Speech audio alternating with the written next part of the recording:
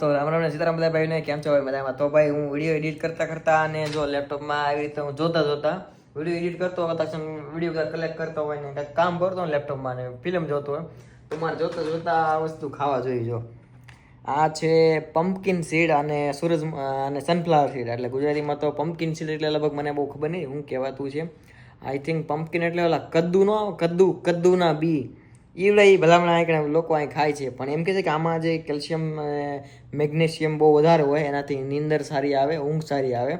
એટલા માટે હું આ બેઠો મારે એ જ ખાવાનું હોય. જો ડબ્બો ભરીને લાવ્યો તો 2 દિવસમાં ખૂટવાડી દીધો. આપણે ત્યાં કદ્દુના બી કે ને એ બધા નાખી દેતા છે, પણ આ બી અહીં બહુ આનો સારો એવો ભાવ આવે છે. બાકી સૂરજમુખીના બી ફોલેલા આવે એટલે એ ખાવી ભેગા.